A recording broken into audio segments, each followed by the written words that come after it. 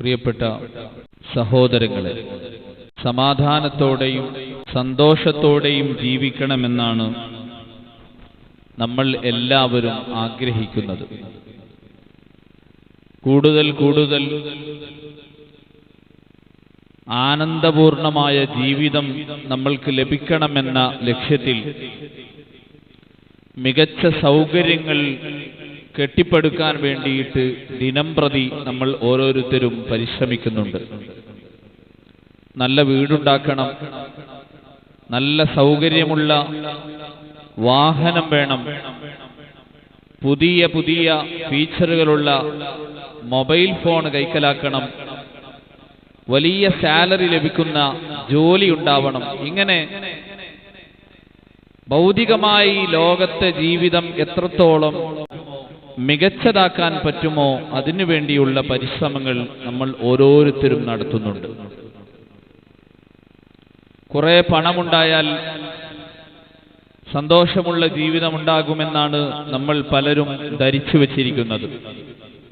വലിയ വീടുണ്ടായാൽ ജീവിതത്തിന് വലിയ സുഖമായിരിക്കുമെന്ന് വിചാരിക്കുന്നവരുമുണ്ട്. ഭൗതികമായ സൗകര്യങ്ങൾ ധാരാളം ഉണ്ടായാൽ ആ സൗകര്യങ്ങൾക്കനുസരിച്ചിട്ട് നമ്മളുടെ ജീവിതം ആനന്ദപൂർണമാകുമെന്ന് വിശ്വസിക്കുന്നതും വിചാരിക്കുന്നതും ധാരാളം ആളുകളുണ്ട്. റസൂലുള്ളാഹി സ്വല്ലല്ലാഹു അലൈഹി വസല്ലം തങ്ങൾ ഒരിക്കൽ അബൂദറുൽ ഗിഫാരി എന്ന പ്രമുഖനായ സഹാബിയോട് ഒരിക്കൽ ഒരു ചോദ്യം ചോദിക്കുകയാണ്. യാ അബൂദർ അതറാ കസ്റത്തുൽ മാലി ഹുവൽ ഗിന, അബൂദറെ, എന്താണ് നിന്റെ അഭിപ്രായം? ഒരുപാട് പണമുണ്ടാകുന്നതാണോ ഒരാൾ ഐശ്വര്യവാനാകുന്നത്? ഒരു മനുഷ്യന് സന്തോഷമുണ്ടാവാൻ അയാൾക്ക് കുറെ പണമുണ്ടാവുകയാണോ വേണ്ടത്? കയ്യിൽ കുറെ കാശുണ്ടായാൽ ആൾ വലിയ സുഖത്തിലായിരിക്കുമെന്ന് നീ കരുതുന്നുണ്ടോ? അപ്പൊ അബൂദർ റളിയല്ലാഹു അൻഹു പറഞ്ഞു, നാം യാ റസൂലല്ലാഹ്, അതങ്ങനെ തന്നെയല്ലേ. പണമുണ്ടാകുമ്പോൾ മനുഷ്യന് സുഖമായിട്ട് ജീവിക്കാൻ പറ്റുമല്ലോ, അതിനെന്താണ് സംശയം? അപ്പൊ നബി തങ്ങൾ വീണ്ടും ചോദിച്ചു, ഫതറാ ഖില്ലത്തുൽ മാലി ഹുവൽ ഫഖർ, അപ്പോൾ ഒരാളുടെ കയ്യിൽ കാശിത്തിരി കുറവാണ്, അയാൾ ദരിദ്രനായിരിക്കുമെന്നും അയാളുടെ ജീവിതം വലിയ ദുരിതപൂർണമായിരിക്കും എന്ന് നീ കരുതുന്നുണ്ടോ? അപ്പൊ അബൂദർ പറഞ്ഞു, അതെ, കയ്യിൽ കാശില്ലെങ്കിൽ പിന്നെ അയാൾക്ക് വല്ലതും നടക്കുമോ? അയാൾ ഇടങ്ങേറിൽ തന്നെ ആയിരിക്കും. അതെന്താ ഇത്ര തോന്നെ ചിന്തിക്കാൻ? അള്ളാഹുവിന്റെ റസൂൽ സല്ലല്ലാഹു അലൈഹി വസല്ലം തങ്ങൾ അന്നേരം അബൂദറുൽ ഗിഫാരിയെ തിരുത്തി, എന്നാ നീ പറഞ്ഞത് ശരിയല്ല. പണമുള്ളവൻ സുഖമായിട്ട് ജീവിക്കുമെന്നും പണമില്ലാത്തവൻ അങ്ങേയറ്റം ദുരിതപൂർണമായ ജീവിതമായിരിക്കും എന്നുമുള്ള നിന്റെ ചിന്തക്കൊരടിസ്ഥാനവുമില്ല. പിന്നെയോ, ഇന്നമൽ ഗിനാ ഗിനൽ ഖൽബ്, ഒരു മനുഷ്യന്റെ സന്തോഷവും ഒരു മനുഷ്യന്റെ സമാധാനവും കുടികൊള്ളുന്നത് അയാളുടെ പണത്തിലോ വീടിന്റെ വലിപ്പത്തിലോ വാഹനത്തിൽ ലഭ്യമായ ഫീച്ചറുകളിലോ ഒന്നുമല്ല. ആ മനുഷ്യന്റെ ഹൃദയത്തിന്റെ സന്തോഷം, ആ ഹൃദയത്തിന്റെ സംതൃപ്തി, അതിലാണ് ആ മനുഷ്യന്റെ എല്ലാ സുഖങ്ങളും ഉണ്ടാകുന്നത്. പ്രിയപ്പെട്ടവരെ, നമ്മൾ പലർക്കും ഈ ഒരു ഗുണമില്ല. അഥവാ അള്ളാഹു നമ്മൾക്ക് തന്ന അനുഗ്രഹങ്ങളിൽ നമ്മൾ സംതൃപ്തരല്ല. അതുകൊണ്ട് നമുക്കിപ്പോ തോന്നാണ്, അത്യാവശ്യം തരക്കേടില്ലാത്തൊരു വീട് നമുക്കുണ്ട്. ഈ വീടിന്റെ ഡിസൈൻ ഓരോ ദിവസവും മാറിക്കൊണ്ടിരിക്കൂലേ? ആർക്കിടെക്റ്റുകൾ ദിവസവും പുതിയ പുതിയ മോഡൽ വീടുകൾ ഉണ്ടാക്കി പരിചയപ്പെടുത്തും. യൂട്യൂബ് തുറന്നാലും പത്രങ്ങൾ എടുത്താലും പുതിയ പുതിയ വീടുകളുടെ പരസ്യങ്ങൾ കാണുമ്പോൾ നമുക്ക് തോന്നും, നമ്മളെ വീട് എന്തിനു കൊള്ളാം, ആ വീട് ഇടിച്ചു പൊളിച്ചിട്ട് പുതിയ വീടുണ്ടാക്കണമെന്ന് നമ്മൾക്കൊരാഗ്രഹം ജനിക്കും. അത്യാവശ്യം യാത്രക്ക് പറ്റിയ ഒരു കാറ് നമ്മുടെ കയ്യിലുണ്ട്. അപ്പോഴാണ് പുതിയ പുതിയ വാഹനങ്ങൾ നിരത്തിലിറങ്ങുന്നു. അടിപൊളി വാഹനങ്ങൾ കാണുമ്പോൾ നമുക്ക് തോന്നും, എന്റെ ഈ വണ്ടി ശരിയാവൂല, ഈ വണ്ടി കൊടുക്കണം. ആ വണ്ടിക്ക് തന്നെ ഒരു പക്ഷേ 20-25 ലക്ഷം രൂപ ചെലവാക്കി നമ്മൾ വാങ്ങിയതാണ്. ഇനി ഇത് വിറ്റാൽ നമ്മൾക്ക് ഒരു 10 ലക്ഷം രൂപയെങ്കിലും നഷ്ടം വരും. അപ്പോൾ 25 ലക്ഷം രൂപയുടെ വണ്ടി 10 ലക്ഷം നഷ്ടത്തിന് വിറ്റിട്ട് പിന്നെ നമ്മൾ വാങ്ങുന്നതോ 50 ലക്ഷത്തിന്റെ വണ്ടി. അപ്പോൾ നമ്മൾക്ക് എത്ര നഷ്ടം വരും? പക്ഷേ മനുഷ്യൻ എന്താ ചിന്തിക്കുക? ഇപ്പോഴുള്ള സൗകര്യങ്ങളിൽ അയാൾ ഒരിക്കലും സംതൃപ്തനല്ല. വീടാവട്ടെ വാഹനമാവട്ടെ, എന്തിനേറെ പറയണം, കല്യാണം കഴിച്ചുകൊണ്ടുവന്ന അവനവന്റെ ഭാര്യമാരിൽ പോലും ആളുകൾ സംതൃപ്തരല്ല. വീടിൽ സമാധാനമില്ല. ഒന്നിലും ഒരു തരത്തിലുള്ള സന്തോഷവും സമാധാനവും ഇല്ലാത്ത ആളുകളായിട്ട് നമ്മൾ മാറിപ്പോകുന്നതിന്റെ കാരണം എന്താ? നമ്മൾക്ക് അള്ളാഹുവിന്റെ പരിശുദ്ധമായ ഖുർആനും തിരുനബി സല്ലല്ലാഹു അലൈഹി വസല്ലം തങ്ങളും സമാധാനത്തിന് പഠിപ്പിച്ചു തന്ന ഒരു എളുപ്പവഴിയുണ്ട്. ആ എളുപ്പവഴി നമ്മളിൽ നഷ്ടപ്പെട്ടു പോയതാണ്. ജീവിതത്തിൽ നിങ്ങൾക്ക് സമാധാനം വേണോ, സന്തോഷം വേണോ? അള്ളാഹുവിന്റെ റസൂൽ സല്ലല്ലാഹു അലൈഹി വസല്ലം തങ്ങൾ പഠിപ്പിച്ച ഒരു വഴിയുണ്ട്, ഒരു മാർഗമുണ്ട്. അത് നിങ്ങൾ സ്വീകരിക്കണം. അതെന്താണ്? അൽ ഖനാഅ, സംതൃപ്തരാവുക. എന്തിലാണ് സംതൃപ്തി വേണ്ടത്? ഇപ്പോൾ അള്ളാഹു നിങ്ങൾക്ക് എന്ത് ഗുണങ്ങളാണോ തന്നിട്ടുള്ളത് അതിൽ മുഴുവനും നിങ്ങൾ സന്തോഷത്തോടെ ജീവിക്കണം. ഇപ്പോഴുള്ള വീട് അൽഹംദുലില്ലാ നല്ല വീട്, ഒരു കുഴപ്പമില്ല. മഴ കൊള്ളൂല, വെയിലും കൊള്ളൂല, കാറ്റടിച്ചാൽ പാറിപ്പോകൂല. എത്ര മനുഷ്യന്മാരുണ്ട് സമാധാനത്തോടെ ജീവിക്കാൻ പറ്റിയ ഒരു വീട് അവർക്കില്ലല്ലോ. നമ്മൾക്ക് അൽഹംദുലില്ലാ ഇപ്പൊ അത്യാവശ്യം തെറ്റില്ലാത്തൊരു വീടുണ്ട്. ആർഭാടപൂർണമായ ജീവിതമൊന്നും ആയിരിക്കൂല, പക്ഷേ ഒരു രൂപ കടമില്ല. അതിലും വലിയ സമാധാനം എന്താ മനുഷ്യന്മാരെ വേണ്ടത്? നല്ലൊരു വീടുണ്ട്, ഒരു രൂപ കടമില്ല, ശരീരത്തിന് ആരോഗ്യമുണ്ട്. ഇങ്ങനെയൊക്കെ ജീവിക്കാനുള്ള വഴി അല്ലാഹു നമ്മൾക്ക് തന്നിട്ട് പിന്നെയും നമ്മൾ ഇങ്ങനെ വിചാരിക്കാം, എന്താണ് ഒരു സുഖല്ല, ഒരു സമാധാനമില്ല, ഒരു സന്തോഷമില്ല. ഓരോ ദിവസവും നമ്മൾക്കുള്ള ഗുണങ്ങളെ കുറിച്ച് സന്തോഷിക്കാൻ മറന്ന് മറ്റുള്ള ആളുകളുടെ ഗുണങ്ങളും അവരുടെ സൗകര്യങ്ങളും നോക്കിയിട്ട് നമ്മളുടേതിനെ കുറ്റപ്പെടുത്തിക്കൊണ്ട് ജീവിക്കുക. ഇത് ഏറ്റവും വലിയ അപകടമാണ്. അള്ളാഹു തന്ന അനുഗ്രഹങ്ങൾക്ക് നന്ദി ചെയ്യാതെ എപ്പോഴും അള്ളാഹുവിനെ കുറ്റം പറയാനും അള്ളാഹുവിന്റെ തീരുമാനങ്ങളിൽ ഒരു സംതൃപ്തിയുമില്ലാതെ ഈമാനില്ലാത്ത മനുഷ്യരായി ജീവിക്കാനും അത് കാരണമായി പോകും. അതുകൊണ്ട് ഗൗരവത്തിൽ നമ്മൾ ചിന്തിക്കണം. മനുഷ്യന്മാർക്ക് കൈക്കൂലി വാങ്ങാൻ ഒരു മടിയുമില്ല. ആരാ കൈക്കൂലി വാങ്ങണത്? മാസം 2 ലക്ഷമോ 3 ലക്ഷമോ ശമ്പളം വാങ്ങുന്ന മനുഷ്യൻ. ഗവൺമെന്റ് ജോലിയാണ്, ചുരുങ്ങിയത് ഒരു 2 ലക്ഷം രൂപ ചങ്ങാതിക്ക് മാസം ശമ്പളം കിട്ടും. ആ ശമ്പളം മുഴുവൻ ഉപയോഗിച്ചാൽ തീരൂല. ഒരു മാസത്തെ ചെലവിന് അത്ര 2 ലക്ഷം ആർക്കാ വേണ്ടത്? സ്വർണ്ണ പുഴുങ്ങി തിന്നേണ്ടി വരും. അല്ലാതെ എങ്ങനെ 2 ലക്ഷം രൂപ തിന്നാ തീരാ?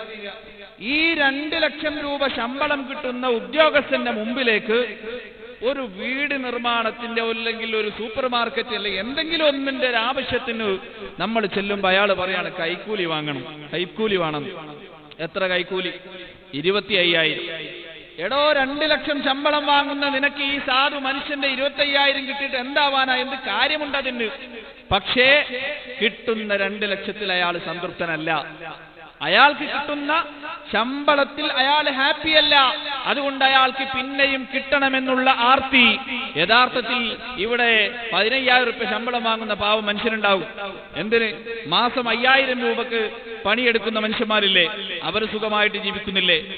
ആ 5,000-നും 10,000-നും ഒക്കെ ജോലി ചെയ്യുന്ന മനുഷ്യന്മാർ ഉള്ളതിൽ സംതൃപ്തരായി ജീവിക്കുന്നത് കൊണ്ട് അവരെ സംബന്ധിച്ച് യാതൊരു ടെൻഷനുമില്ല. 2 ലക്ഷം കിട്ടുന്ന ശമ്പളം കിട്ടുന്ന മനുഷ്യനോ അയാൾക്ക് കിട്ടുന്ന തൊട്ട് മതിയാകുന്നുമില്ല. ഇത് ഏറ്റവും വലിയ അപകടമാണ്. ജീവിതം തന്നെ നമ്മൾക്ക് ഏറ്റവും ദുരിതപൂർണമായി പോകുന്ന അവസ്ഥയാണ്.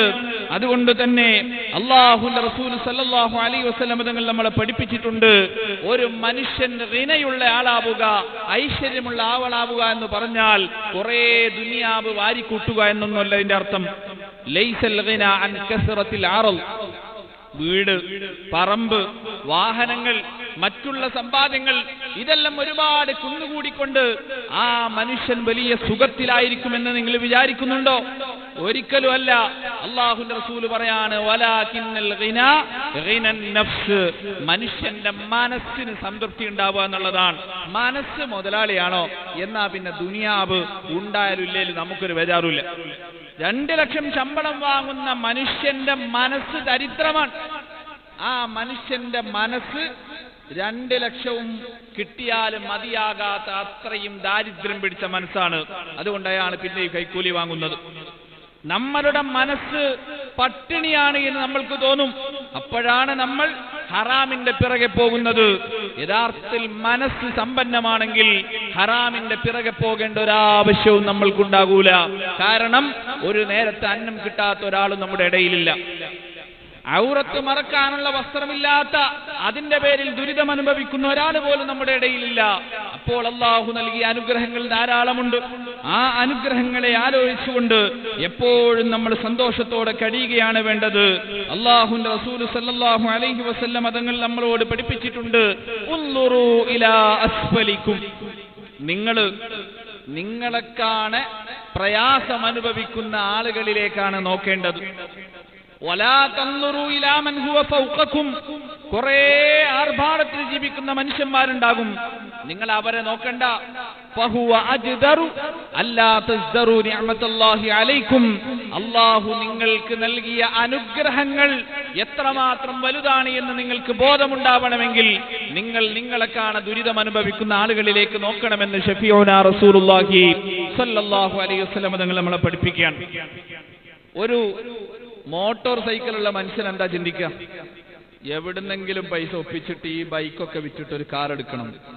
കാർ ഉള്ളവൻ എന്താ ചിന്തിക്കുക? എത്ര കാലാണ് ഈ കാറിൽ ഇങ്ങനെ പോവാ? ഒരു ഹെലികോപ്റ്റർ ഉണ്ടെങ്കിൽ എനിക്ക് എത്ര പെട്ടെന്ന് പറക്കാമായിരുന്നു. മനുഷ്യന്റെ ആർത്തി ഉണ്ടോ? തീരുന്നു. ഒരിക്കലും മനുഷ്യന്റെ ആർത്തി തീരൂല. നിങ്ങൾ നോക്കൂ, വിശുദ്ധമായ ഖുർആനിൽ സൂറത്തു തകാസുർ ഉണ്ട്.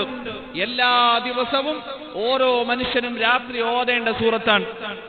നബി സല്ലല്ലാഹു അലൈഹി വസല്ലം നിങ്ങൾ ഒരിക്കൽ സഹാബികളോട് ചോദിച്ചു, ഉറങ്ങണതിന്റെ മുന്നേ എല്ലാവരും 1000 ആയത്ത് ഓതണം, നിങ്ങൾ റെഡിയല്ലേ?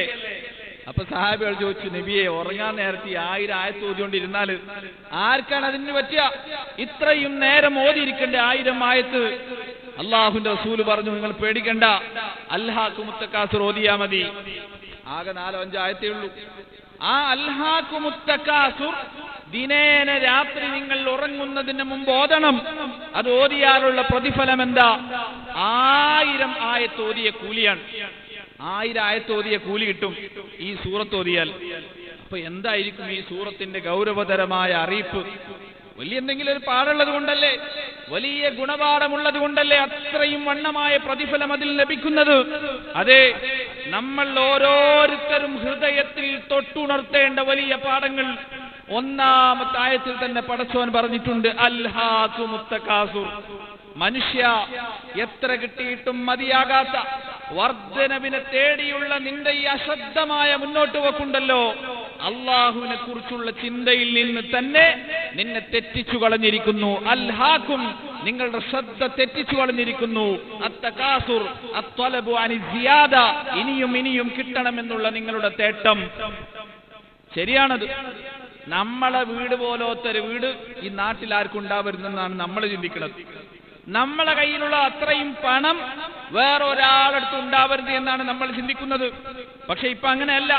അപ്പോൾ നമ്മളുടെ വീട് വലുതാവണം, നമ്മൾക്ക് പണം കൂടുതലുണ്ടാവണം, അതിനെന്ത് വഴിവിട്ട മാർഗവും സ്വീകരിക്കാൻ ആളുകൾക്കൊരു മടിയുമില്ല.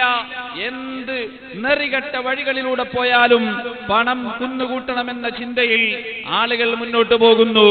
ഇങ്ങനെ ഞാനാണ് വലിയവൻ, ഞാനാണ് കേമൻ എന്ന് വരുത്തി തീർക്കാൻ വേണ്ടിയിട്ടതാ മനുഷ്യന്മാർ അലച്ചില് തുടങ്ങി. എവിടെയാണ് ഈ അലച്ചില് തീരാ? ഹത്താ സുർത്തുമുൽ മഖാബിർ. ഒരു ദിവസം ഈ ചങ്ങാതിക്ക് സമാധാനം ഉണ്ടാവൂല. ഇവന്റെ ഈ അലച്ചിലുണ്ടല്ലോ, ദുനിയാവിന്റെ പിറകിലുള്ള ഇവന്റെ ഓട്ടമുണ്ടല്ലോ, ഹത്താ സുർത്തുമുൽ മഖാബിർ, മഖ്ബറ എത്തുന്നത് വരെ. എപ്പോഴാ നമ്മൾ മഖ്ബറയിലെത്തുക? നമ്മൾ മരിച്ചിട്ട് നമ്മളെ ഖബറടക്കൂലേ? ആ ഖബറടക്കാൻ നമ്മളെ കൊണ്ടുപോകുന്നത് വരെ ദുനിയാവിന്റെ പിറകിലുള്ള മനുഷ്യന്റെ ഓട്ടം തീരൂല. എന്നാ ഈ ദുനിയാവ് കൊണ്ട് അവർക്ക് വല്ലതും ആസ്വദിക്കാൻ പറ്റുമോ? ആസ്വദിക്കാൻ പറ്റൂല. ഒരിക്കൽ ഒരു രാജാവിന്റെ മുമ്പിൽ ഒരാൾ വന്നിട്ട് പറഞ്ഞു, എനിക്ക് കുറച്ച് ഭൂമി വേണം. രാജാവ് ബുദ്ധിമാനാണ്. രാജാവ് പറഞ്ഞു, നീ ഓടിക്കോ. ഓടി എത്രത്തോളം നീ ഓടിയെത്തുന്നോ, നീ ഓട്ടം തുടങ്ങിയത് മുതൽ എവിടെയാണോ നിന്റെ ഓട്ടം അവസാനിക്കുന്നത് അവിടെ വരെയുള്ള ഭൂമി നിനക്ക് തരാം. മനുഷ്യനല്ലേ, ഓടാൻ തുടങ്ങി. കുറെ ഓടി ക്ഷീണിച്ചു. അയാൾക്ക് തോന്നി, തിരിഞ്ഞു നോക്കുമ്പോ അത്യാവശ്യമുണ്ട്, കുറച്ചുകൂടി ഓടി അതിനും കിട്ടുമല്ലോ. ഓടി കുറേ മുന്നോട്ട് വന്നു. ജീവിതകാലം മുഴുവനും നോക്കി നടത്താൻ പറ്റാത്ത അത്രയും ദുനിയാവ് അയാൾക്ക് ഭൂമി കിട്ടിയിട്ടുണ്ട്. പക്ഷെ അയാളിങ്ങനെ ചിന്തിച്ചു, ഇനി ഓടിയാ കിട്ടുമല്ലോ. എന്തിനാ നിർത്തുന്നത്? ഓടി ഓടി ആ മനുഷ്യനതാ സമ്പത്തിനോടുള്ള ആർത്തിയിൽ പിന്നെയും ഓടി ഓടി തളർന്നു വീണു മരിച്ചുപോയി. ഇപ്പൊ എന്തുണ്ടായത്? ഒരു പിണ്ണാക്കും കിട്ടിയില്ല. ആ മനുഷ്യനെ ഇനി കൊണ്ടുപോയി കബറടക്കുമെന്നല്ലാതെ ഈ ഓടിയ ദുനിയാവ് അയാളുടെ കയ്യിൽ വന്നോ? അയാൾക്ക് വല്ല ലാഭവും ഉണ്ടായോ? ഇതാണ് പറയുന്നത് അൽഹാകുമുത് തകാസുർ, വർദ്ധനവിനെ തേടിയുള്ള ഇനിയും കിട്ടണമെന്ന ആർത്തിയുടെയും അഹങ്കാരത്തിന്റെയും നിങ്ങളുടെ അലച്ചിലുണ്ടല്ലോ, മരണം വരെ നീണ്ടു നിൽക്കും. അത് തീരൂല. അത് എല്ലാ മേഖലയിലും അങ്ങനെയാണ്. ഈ ആയത്ത് ഇറങ്ങാൻ പല കാരണങ്ങളുണ്ട്. അതിൽപ്പെട്ട ഒരു കാരണം, മക്കയിലെ പ്രധാനപ്പെട്ട 2 തറവാട്ടുകാരുണ്ട്. ഒന്ന് ബനു അബ്ദു മനാഫ് എന്ന ഗോത്രമാണ്, മറ്റൊന്ന് ബനു സഹ്മ് എന്ന് പറയുന്ന ഗോത്രമാണ്. ഈ 2 ഗോത്രങ്ങൾക്കിടയിൽ ചെറിയൊരു തർക്കം. എന്താ തർക്കം എന്നറിയോ? അയ്യുഹും അക്സർ, ആരാണ് തോന ആൾക്കാരുള്ളത്? നമ്മളുണ്ടല്ലോ, ഞങ്ങളാണ് ഏറ്റവും തോന ആൾക്കാരുള്ളത്. നിങ്ങൾക്ക് തമാശയിലേക്ക് ആൾക്കാർ പറയും. നമ്മളെ തറവാട്ടുകാർ, ഞങ്ങളെ തറവാടാണ് വലിയ തറവാട്, ഈ നാട്ടിലെ വലിയ തറവാട് ഞങ്ങളെ തറവാടാണ് എന്ന് അഹങ്കാരം പറയുന്ന ആളുകളുണ്ട്. ഇതേപോലത്തെ തർക്കം അന്നേ ഉണ്ട്. ബനു അബ്ദു മനാഫും ബനു സഹ്മും 2 ഗോത്രങ്ങൾക്കിടയിൽ തർക്കം വന്നപ്പോ ബനു അബ്ദു മനാഫ് പറഞ്ഞു ഞങ്ങളാണ് കൂടുതൽ, ബനു സഹ്മ് വിട്ടുകൊടുക്കോ, ഞങ്ങളാണ് കൂടുതലെന്ന് ഇവരും പറഞ്ഞു. അവസാനം ആ കാലഘട്ടത്തിൽ ജീവിച്ചിരിക്കുന്ന 2 തറവാട്ടിലെയും ആളുകളുടെ എണ്ണെടുത്ത് നോക്കുന്ന സമയത്ത് ബനു അബ്ദു മനാഫിലാണ് തോന്നാൾക്കാർ. അപ്പൊ ബനു സഹ്മ് തോറ്റുപോയില്ലേ? അവര് വലിയ തറവാട്ടുകാരെ, അവർ കൂടുതൽ അംഗങ്ങളായി. ബനു സഹ്മ് ഗോത്രക്കാര് വിട്ടുകൊടുക്കൂല. അങ്ങനെ പറഞ്ഞാൽ ശരിയാവൂല. എന്നാ കബറടക്കപ്പെട്ട ആൾക്കാരെ എണ്ണം കൂടി എടുക്കണം, മരിച്ച ആൾക്കാരെ കാരണന്മാരെ എണ്ണം കൂടി എടുക്കാം. അങ്ങനെ അതാ പള്ളിപ്പറമ്പിൽ വന്ന് എണ്ണാൻ തുടങ്ങി.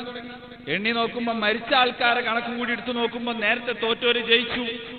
നിങ്ങൾ നോക്കൂ, ഈ മരിച്ചു കിടക്കുന്ന ആൾക്കാരുടെ എണ്ണം കൂടി കൂട്ടിയിട്ടായാലും വേണ്ടിയില്ല, നമ്മളാണ് വലിയ ആൾക്കാർ എന്ന് വരുത്താൻ വേണ്ടിയിട്ട് ആളുകൾ ഈ വിധത്തിൽ കേമന്മാരാകാൻ വേണ്ടിയിട്ട് ദുനിയാവിന്റെ പിറകെ പോവുകയാണ്. അതാ പറഞ്ഞത് ഹത്താ സുർത്തുമുൽ മഖാബിർ, ദുനിയാവിന്റെ നിങ്ങളുടെ അലച്ചിൽ, ഈ ഭൗതികമായ വിജയത്തിന് വേണ്ടിയുള്ള നിങ്ങളുടെ ഈ ഓട്ടപ്പാച്ചിൽ ഖബറിടങ്ങളിലേക്ക് വരെ എത്തിച്ചേർന്നു എന്നൊരർത്ഥവുമുണ്ട്.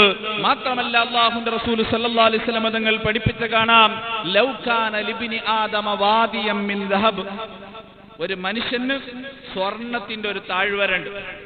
താഴ്വര എന്ന് പറഞ്ഞാ 2 വലിയ മലകളുടെ ഇടയിലുള്ള സ്ഥലങ്ങൾക്കാണ് താഴ്വര എന്ന് പറയാം. ഇതിനാണ് വാദി എന്ന് പറയുന്നത്.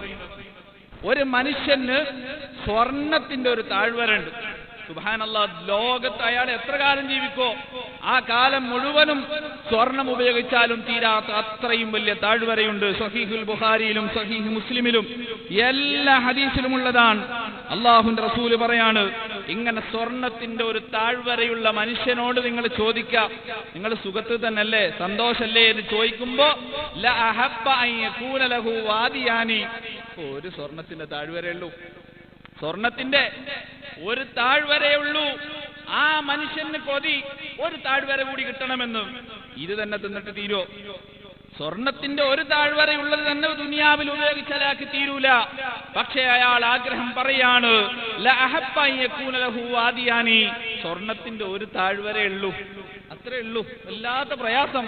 അയാൾക്ക് ഒന്നുകൂടി കിട്ടണം, ഒരു താഴ്വര കൂടി സ്വർണത്തിൻ്റെതുണ്ടാവണം. നിങ്ങളൊന്ന് ആലോചിച്ച് നോക്ക്, സ്വർണത്തിന്റെ ഒരു മല, അതൊക്കെ വേണം അപ്പൊ ഇന്നത്തെ കാലത്ത് ജീവിക്കാൻ. ഒരു 10 ഗ്രാം സ്വർണം ഉണ്ടെങ്കിൽ തന്നെ എത്രമാത്രം വില ഉണ്ട് അതിന്. ഇതൊരു സ്വർണത്തിന്റെ വലിയൊരു ഹിമാലയം അയാൾക്കുണ്ട്.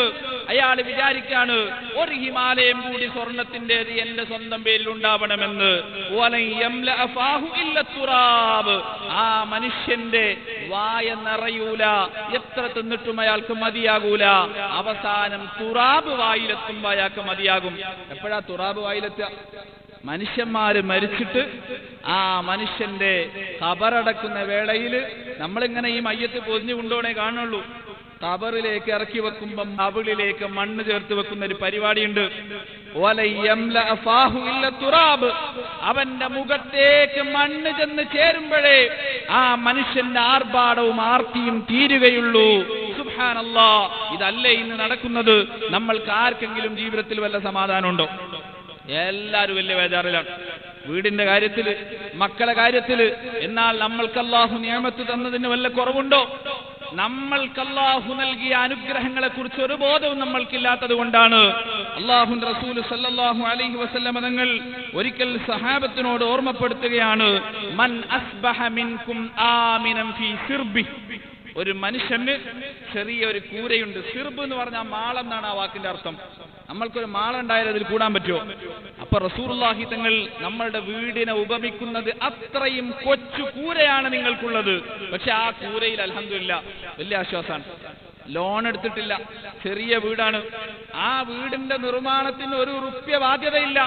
വീടിന്റെ പണി കഴിച്ചപ്പോ നാട്ടാരെ മുഴുവനും വിളിച്ചു വരുത്തി എല്ലാവരോടും ചുവന്ന കവർ വാങ്ങിയിട്ടില്ല. ഈ വാങ്ങിയ കവർക്ക് തിരിച്ചു കൊടുക്കേണ്ടി വരൂലേ? കവർ മാത്രം കൊടുത്താൽ മതിയാകോ? 100 റുപ്യ വാങ്ങിയാൽ 110 തിരിച്ചു കൊടുക്കണ്ടേ? അപ്പോൾ നമ്മൾക്ക് ഒരു രൂപ ബാധ്യതയില്ലാതെ നമ്മൾക്ക് ചെറിയൊരു വീടുണ്ട്, 1 റുപ്യ കടല്ല. ആ വീട്ടിൽ ഫാൻ ഇട്ടിട്ട് നല്ലോണം പൊച്ച് കിടന്നുറങ്ങിയാലുള്ള സുഖമുണ്ടല്ലോ. അത് എത്ര മുന്തി AC ഉള്ള വീട്ടിൽ, ആ ലക്ഷറിയസ് ആയ വീട്ടിൽ കിടന്നാലും കിട്ടൂല. എന്താ കാരണം? മനസ്സിന് സമാധാനമുണ്ട്. ഒരു മനുഷ്യനും നാളെ ഇവിടുന്ന് നിങ്ങൾ ഇവിടുന്ന് ഇറങ്ങിപ്പോവണം, അല്ലെങ്കിൽ ഞങ്ങൾക്ക് തരാനുള്ള പൈസ തന്നോന്ന് പറഞ്ഞ് നമ്മളെ പിന്നാലെ വരൂല അല്ലേ? പറവൂരിൽ നിന്ന് ഒരു പാവം പെണ്ണിനെയും 2 കുട്ടികളെയും ഒരു സ്വകാര്യ ബാങ്കിന്റെ ആളുകൾ വന്നിട്ട് പുറത്താക്കിയ വാർത്ത 2-3 ആഴ്ച മുന്നേ നമ്മൾ കേട്ടതല്ലേ? ഈ വീട്ടിൽ നിന്ന് ഇറങ്ങിപ്പോകണമെന്ന് ആവശ്യപ്പെടുകയാണ്. എന്തേ കാരണം? ആ വീട് നിർമ്മിക്കാൻ വേണ്ടിയിട്ട് ബാങ്കിൽ നിന്ന് പണം എടുത്തിട്ടുണ്ട്. 4 ലക്ഷം എടുത്തത് 8 ലക്ഷം തിരിച്ചടക്കണം. അതിന് ആ പെണ്ണിന്റെ കയ്യിൽ വഴിയില്ല. നിങ്ങൾ നോക്കൂ, വീടുള്ള മനുഷ്യന് സമാധാനമില്ല. എന്തുകൊണ്ട്? അയാൾക്ക് കഴിയുന്നതിന്റെ അപ്പുറമുള്ള ബാധ്യതകളാണ് തലയിലേറ്റിയിട്ട് ജനങ്ങളെ ബോധിപ്പിക്കാൻ വേണ്ടിയിട്ട് വലിയ വീട് വെച്ചിട്ടുള്ളത്. നമ്മൾ ചിന്തിക്കേണ്ടത് ഒരിക്കലും മറ്റുള്ള ആളുകളുടെ മുമ്പിൽ ആളാകാൻ വേണ്ടിയിട്ട് ആളുകൾ എന്ത് പറയുന്നു എന്ന് നോക്കിയിട്ട് ഒരു കാര്യമില്ല. ഇനി നിങ്ങൾ വലിയ വീടുണ്ടാക്കിയാൽ ആൾക്കാർ ഉഷാറായി പറയും, എന്ത് യൂസുഫ് അലിന്റെ വീട് ഇതിലും വലിയ വീടാന്ന് പറയും. അപ്പോൾ നമ്മളെ വീട് ചെറുതായി. ആളുകളുടെ കമന്റുകൾ നോക്കിയിട്ട് നമ്മൾക്ക് ഒരിക്കലും വലുതാവാൻ കഴിയുകയില്ല മുഅ്മിനീങ്ങളെ. അതുകൊണ്ട് തന്നെ അല്ലാഹുവിന്റെ റസൂൽ പറയാണ്, നിങ്ങൾക്ക് ചെറിയൊരു കൊച്ചു കൂരയുണ്ട്. ആ കൂരയിൽ ആമിന, നിർഭയത്വമുണ്ട്. ഒരാൾ നമ്മളോട് വന്നിട്ട് ഇറങ്ങിപ്പോടാന്ന് പറയൂല. നമ്മളുടെ ചെറിയൊരു വീട് അൽഹംദുലില്ലാ. അല്ലാഹുവിന്റെ റസൂൽ സല്ലല്ലാഹു അലൈഹി വസല്ലം തങ്ങൾ പറയാണ്, മുആഫൻ ഫീ ജസദിഹി, തടിക്ക് ആരോഗ്യമുണ്ട്, കൈക്കും കാലിനും ഒരു തകരാറുമില്ല, എണീറ്റ് നിൽക്കാൻ പറ്റും, നടക്കാൻ പറ്റും. നമ്മുടെ പള്ളിയുടെ പണിയൊക്കെ കഴിഞ്ഞപ്പോ കഴിഞ്ഞ ആഴ്ച നമ്മുടെ കോമ്പാറയിലുള്ള ഒരു സഹോദരൻ ഇവിടെ വന്നു. നിങ്ങളെല്ലാവരും കണ്ടിട്ടുണ്ടാകും. അദ്ദേഹം ഒരു ഇലക്ട്രിക് വീൽ ചെയറിലാണ് ഇവിടെ വന്നത്. വന്നിട്ട് ആ മനുഷ്യൻ പറഞ്ഞു, ഉസ്താദേ ഞാൻ ഇനി ഇവിടെ കൂടുകയാണ്, ഞാൻ ഇനി പള്ളിയിൽ കൂടുകയാണ്. അയാളെ ആഗ്രഹം പറഞ്ഞാണ്, പള്ളി കൂടാൻ വേണ്ടിയിട്ട് വന്നല്ല. എന്തേ? വാങ്ക് കേട്ടിട്ട് പള്ളിയിലേക്ക് വരാൻ പറ്റാത്തതിന്റെ സങ്കടം കൊണ്ട് എനിക്കിനി ഇവിടെ നിൽക്കണം, നിങ്ങൾ സൗകര്യപ്പെടുത്തി തരുമോ? ഞാൻ ഈ പള്ളിയിൽ നിന്നോളാം, എനിക്കൊരുപാട് സൗകര്യങ്ങളോ ഒരുപാട് ആർഭാടങ്ങളോ ഒന്നും വേണ്ട.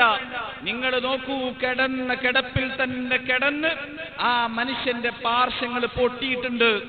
ഏതോ നല്ല മനുഷ്യന്മാർ ഒരു ഇലക്ട്രിക് വീൽ ചെയർ കൊടുത്തപ്പോ അതിൽ കയറിയിട്ട് ആ മനുഷ്യൻ അങ്ങനെ പുറത്തേക്ക് വന്നു. എന്നിട്ട് ഇവിടെയൊക്കെ കറങ്ങി നടന്നു. മുത്താലിമിങ്ങളോട് പറഞ്ഞു, ഉസ്താദിനൊന്ന് കാണണം. അങ്ങനെ ഞാൻ പോയി കണ്ടപ്പോഴാണ് പറയുന്നത്, എനിക്കിവിടെ എവിടെങ്കിലും ഒരു പായ വിരിച്ച് കിടക്കാൻ സൗകര്യം തരുമോ? എനിക്ക് നിസ്കാരത്തിന് വാങ്ങ് കൊടുക്കുമ്പോൾ ഇവിടെ ഒന്ന് നിസ്കരിക്കാൻ വേണ്ടിയിട്ടാണ്. നിങ്ങൾ നോക്കൂ, ആ മനുഷ്യന്റെ അവസ്ഥയാണോ നമ്മളുടേത്? നമ്മൾക്ക് വല്ല തകരാറുണ്ടോ? നമ്മുടെ കൈകൾക്കും കാലുകൾക്കും അല്ലാഹു ആരോഗ്യം തന്നില്ലേ? എന്തൊക്കെ അനുഗ്രഹങ്ങളാണ് അല്ലാഹു തന്നത്. മുആഫൻ ഫീ ജസദിഹി, മനുഷ്യ നിന്റെ ശരീരത്തിന് നല്ല ആരോഗ്യമുണ്ടല്ലോ. എന്നാൽ അവിടെയും തീരുന്നില്ല. അല്ലാഹുവിന്റെ റസൂൽ സല്ലല്ലാഹു അലൈഹി വസല്ലം തങ്ങൾ പിന്നെയും പറയാണ്, ഇൻദഹു ഖൂതു യൗമി, ഇന്ന് തിന്നാനുള്ള വിഭവം നിങ്ങളെ കയ്യിലുണ്ട്. ഇന്നത്തെ കാര്യത്തിൽ ബേജാറില്ല. നിങ്ങൾ ഗസയിലേക്ക് നോക്കൂ, ഫലസ്തീനിലെ ആ പാവപ്പെട്ട മക്കൾ പൊട്ടിയ പാത്രവും പിടിച്ചിട്ട് ആരെങ്കിലുമൊക്കെ തരുന്ന ഭക്ഷണങ്ങൾക്ക് വേണ്ടിയിട്ട് വരി നിൽക്കുന്നത് കാണുന്നില്ലേ നിങ്ങൾ? ആ മക്കളുടെ സ്ഥാനത്ത് നമ്മുടെ മക്കളാണെങ്കിലോ അല്ലെങ്കിൽ നമ്മൾ തന്നെയാണെങ്കിലോ നിങ്ങൾ എന്താണ് അതിനെക്കുറിച്ച് ആലോചിക്കാത്തത്? നമ്മൾ എന്താണ് അതിനെക്കുറിച്ച് ചിന്തിക്കാത്തത്? നമ്മളെപ്പോലെ അക്രമികൾ വേറെ ആരുമില്ല. അത് നമ്മളൊന്ന് മനസ്സിലാക്കണം. 3 മനുഷ്യന്മാര് ഒരു തർക്കത്തിലായി. എന്താ തർക്കം? നമ്മളെ കൂട്ടത്തിൽ ഏറ്റവും വലിയ അക്രമി ആരാണോ ആ അക്രമിക്ക് നമ്മൾ എന്ത് ചെയ്യാം? വലിയൊരു സമ്മാനം കൊടുക്കാം. 3 ആളുകൾ തമ്മിലുള്ള തർക്കാണ്. അപ്പോ സമ്മാനം കിട്ടുമല്ലോ എന്ന് വിചാരിച്ചിട്ട് 3 ആളുകളും അക്രമികളാകാൻ വേണ്ടി തീരുമാനിച്ചു. സമ്മാനത്തിന് വേണ്ടിയിട്ട് മനുഷ്യന്മാരെന്തു ചെയ്യുമല്ലോ. അങ്ങനെ അതാ ഈ മൂന്നാളുകൾ അവിടെ ഇരിക്കുമ്പോൾ ഒരു പാവം പെണ്ണ് അങ്ങോട്ട് കയറി വന്നു. അപ്പോഴതാ കൂട്ടത്തിൽ ഒരാൾ ഏറ്റവും വലിയ അക്രമി ഞാനാവണമെന്ന് വിചാരിച്ചിട്ട് ആ കടന്നു വന്ന പെണ്ണിനെ അടിച്ചു, മറിച്ചിട്ടു, നിലത്തിട്ട് കുറെ ചവിട്ടി, കഴിയുന്ന കോലത്തിലൊക്കെ ഈ മനുഷ്യൻ ക്ഷീണിതനാവുന്നത് വരെ ആ പാവം പെണ്ണിനെ ആക്രമിച്ചു. ഇയാൾക്ക് മടുത്തപ്പോൾ ഇയാൾ നിർത്തി കുറച്ച് വെള്ളം എന്തെങ്കിലും തരണേന്ന് പറഞ്ഞിട്ട് ആ പാവം പെണ്ണ് കരയുന്ന വേളയിലാണ് രണ്ടാമത്തവൻ രംഗപ്രവേശനം ചെയ്യുന്നത്. രണ്ടാമത്തവൻ വന്നിട്ടതാ ഇയാൾ ആദ്യം കൊടുത്ത ആളെ ആക്രമിച്ചതിനെക്കാണ് കൂടുതൽ ആക്രമിക്കാൻ വെള്ളം ചോദിച്ച് കരയുന്ന ഈ പാവം പെണ്ണിനെ പൊതിരെ തല്ലുകയാണ്. അപ്പോ എന്തിനായി മത്സരം? ഏറ്റവും വലിയ അക്രമി ആരാന്നാവാൻ വേണ്ടിയിട്ടാണ്. ഒന്നാമത്തെ ആള് നന്നായി ആക്രമിച്ചിട്ടുണ്ട്, രണ്ടാമത്തെ ആളും നന്നായി ആക്രമിക്കുന്നുണ്ട്. മൂന്നാമത്തെ ചങ്ങാതി ഉണ്ടല്ലോ, ഇവൻ ഇരിക്കുന്നിടത്ത് എണീക്കുന്നേ ഇല്ല, ഇയാൾ ആക്രമിക്കാനും പോകുന്നില്ല. അപ്പൊ അയാൾ ചോദിച്ചു, നിനക്ക് സമ്മാനമൊന്നും വേണ്ടേ? ഞാനാടോ ഏറ്റവും വലിയ അക്രമി? അല്ല, നീ ഒന്നും ചെയ്തില്ലല്ലോ. ഞാനൊന്നും ചെയ്തിട്ടില്ലെങ്കിൽ പോലും ഞാൻ അക്രമിയാണ്. അതെന്തേ? നിങ്ങൾ രണ്ടുപേരും പൊതിരെ തല്ലി ഈ പീഡിപ്പിച്ച് ഇടങ്ങേറാക്കി ഈ പാവം പെണ്ണുണ്ടല്ലോ, അതാരറിയും? അതെന്റെ ഉമ്മയാണ്. എന്റെ സ്വന്തം ഉമ്മയെ നിങ്ങൾ ഈ കോലത്തിൽ ആക്രമിച്ചിട്ടും പൊതിരെ തല്ലിയിട്ടും തിരിഞ്ഞു നോക്കാതെ, നിങ്ങളെ മാറ്റി നിർത്താതെ ഉമ്മയെ തല്ല് കിട്ടുമ്പോൾ ഞാനിങ്ങനെ നോക്കി നിന്നത്, എനിക്ക് നിങ്ങളുടെ ദുനിയാവുണ്ടല്ലോ, നേരത്തെ പ്രഖ്യാപിച്ച സമ്മാനം, അത് കിട്ടുമെന്ന് വിചാരിച്ചിട്ടാ ഞാൻ ഈ കാത്തിരിക്കുന്നത്. അതുകൊണ്ട് നിങ്ങളെ കാണൊക്കെ വലിയ അക്രമി ഞാനാണ് എന്ന്. യഥാർത്ഥത്തിൽ മുസ്ലിം ലോകം ഇപ്പോൾ ഫലസ്തീനിന് നേരെ ചെയ്തുകൊണ്ടിരിക്കുന്നത് ഈ അക്രമമാണ്. ആ പാവങ്ങൾ, നമ്മുടെ സഹോദരങ്ങൾ, പ്രിയപ്പെട്ടവരെ, അവർ ഈ വിധത്തിൽ ക്രൂരമായി ആക്രമിക്കപ്പെടുമ്പോൾ, അവർ ഈ വിധത്തിൽ ദുരിതം അനുഭവിക്കുമ്പോ അരുതെന്ന് പറയാൻ പോലും നമുക്ക് പറ്റുന്നില്ലല്ലോ. എല്ലാ ശേഷിയുമുള്ള അറബ് രാജാക്കന്മാർ അവർ സുഖലോലുപതയിൽ കഴിഞ്ഞുകൂടുകയാണ്. ഈ പാവങ്ങൾ ഞങ്ങളെ സഹോദരങ്ങളാണ്, അവർക്കുമേലെ തീ ബോംബ് വർഷിപ്പിക്കല്ലേ എന്ന് പറയാൻ പോലും നാവു പൊങ്ങാത്ത ഇവരുണ്ടല്ലോ. അവരെ പോലെ അക്രമികൾ വേറെ ആരാ ഉള്ളത്? നമ്മളെ പോലെ അക്രമികൾ വേറെ ആരാ ഉള്ളത്? അപ്പൊ ഞാൻ പറയുന്നത്, നമ്മൾക്ക് അല്ലാഹു സൗകര്യങ്ങൾ തന്നിട്ടുണ്ട്. ഇന്നത്തെ ദിവസം പട്ടിണിയാകുമോ ഒരു ബേജാറും നമുക്കില്ല. നമ്മൾ ഇന്ന് വെള്ളിയാഴ്ച ജുമാ കഴിഞ്ഞ് വന്നാൽ തിന്നാനുള്ളത് വീട്ടിൽ റെഡിയാക്കി കൊടുത്തിട്ടാ ഇങ്ങോട്ട് പോകുന്നത്. നല്ല ഒന്നാം തരം ഭക്ഷണം വീട്ടിൽ അവിടെ തയ്യാറാണ്. ആ ഭക്ഷണം ഉള്ളത് കൊണ്ട് നമ്മൾക്ക് ബേജാറില്ല. നാളത്തെ കാര്യത്തിൽ ബേജാറുണ്ടോ? ഈ ഒരു കൊല്ലം എങ്ങനെ കഴിഞ്ഞുകൂടുമെന്ന് ബേജാറ് നമ്മൾക്കുണ്ടോ? അള്ളാഹുവിന്റെ റസൂല് പറയാണ്, ഇന്ന് തിന്നാനുള്ള ആഹാരം നിങ്ങൾക്കുണ്ടോ? 3 കാര്യങ്ങളാണ് അള്ളാഹുവിന്റെ റസൂല് പറഞ്ഞത്. കഴിഞ്ഞുകൂടാൻ ചെറിയൊരു കൂര, ശരീരത്തിന് ആരോഗ്യം, ഇന്ന് തിന്നാനുള്ള പട്ടിണി കിടക്കാതെ ജീവിക്കാനുള്ള ആഹാരം, ഇത് 3 നിങ്ങൾക്കുണ്ടെങ്കിൽ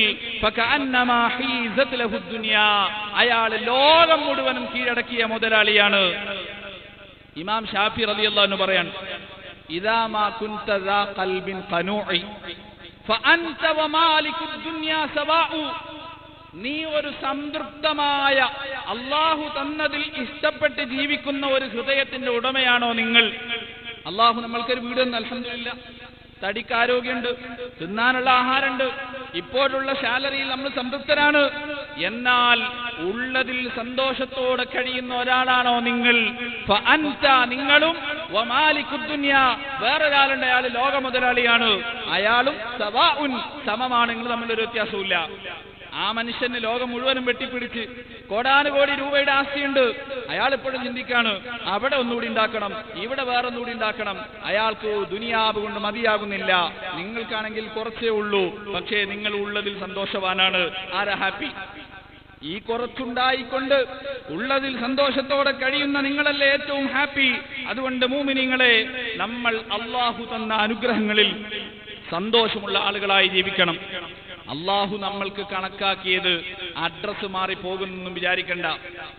ഇപ്പോൾ നിങ്ങൾക്ക് ലഭിക്കുന്ന ഗുണങ്ങളുണ്ടല്ലോ, യഥാർത്ഥത്തിൽ തമാശയിൽ ആൾക്കാർ പറയാറുണ്ട്, അല്ലാഹു നമ്മൾ നിസ്കാരം നല്ലോണം നിർവഹിക്കുന്നുണ്ട്, തഹജ്ജുദ് നിസ്കരിക്കുന്നുണ്ട്, ദുഹാ നിസ്കരിക്കുന്നു, എല്ലാ യൂട്യൂബ് ചാനലിലും ആത്മീയ പരിപാടികളുടെ മുമ്പിൽ നമ്മൾ കുപ്പിവെള്ളം വെച്ചിട്ട് അങ്ങനെ കാത്തിരിക്കുന്നുണ്ട്.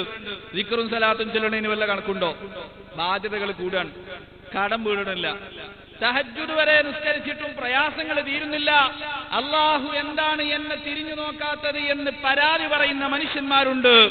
യഥാർത്ഥത്തിൽ ഇവർ എന്തുകൊണ്ടാണ് അല്ലാഹു അവർക്ക് നൽകിയ അനുഗ്രഹങ്ങളിൽ സന്തോഷിക്കാത്തത്? അള്ളാഹു അവർക്ക് കൊടുത്ത അനുഗ്രഹങ്ങൾ കുറയില്ലേ?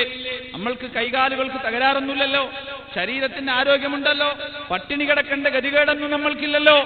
നമ്മൾക്ക് അള്ളാഹു തന്ന ഇപ്പോൾ നമ്മൾ അനുഭവിക്കുന്ന സുഖങ്ങളിൽ അള്ളാഹുവിന് ശുക്ർ ചെയ്യുക. റസൂലുള്ളാഹി സ്വല്ലല്ലാഹു അലൈഹി വസല്ലമ തങ്ങൾ ബഹുമാനപ്പെട്ട സയ്യിദുന മുആദ് റളിയല്ലാഹു അൻഹുവിനോട് ഓർമ്മപ്പെടുത്തുകയാണ്, മുആദേ, എല്ലാ നിസ്കാരങ്ങളുടെയും പിറകെ നീ അള്ളാഹുവിനോട് ദ്വാരക്കണം. എല്ലാ നിസ്കാരങ്ങളുടെയും ശേഷം അള്ളാഹുവിനോട് നീ ദുആ ചെയ്യണം. എന്താണ് ദ്വാരക്കേണ്ടത്? അല്ലാഹുമ്മ അഇന്നി അലാ ദിക്രിക വശുക്രിക വഹുസ്നി ഇബാദതിക. എല്ലാ നിസ്കാരം കഴിഞ്ഞിട്ട് നമ്മൾ ഓരോരുത്തരും ദ്വാരക്കണം.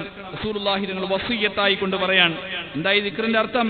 അല്ലാഹുവേ അഇന്നി അലാ ദിക്രിക, അല്ലാഹുമ്മ അഇന്നി, നീ എന്നെ സഹായിക്കണം, അലാ ദിക്രിക, നിനക്ക് വേണ്ടി സ്മരണകൾ നടത്താൻ. നിസ്കാരവും നോമ്പും ഇതേപോലെ മുഴുവൻ ഇബാദത്തുകളും അല്ലാഹുവിന്റെ ദിക്റുകൾ തന്നെയാണ്.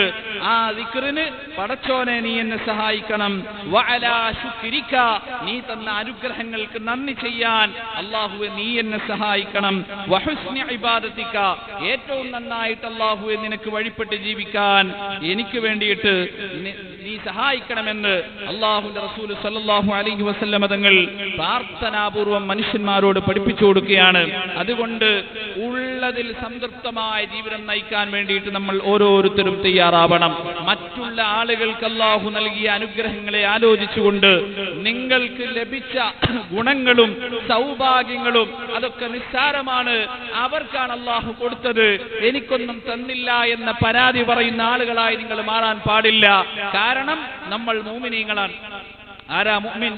അൻ തുഅ്മിന ബിൽ ഖദ്രി ഖൈരിഹി വശരിഹി മിനല്ലാഹി തആല.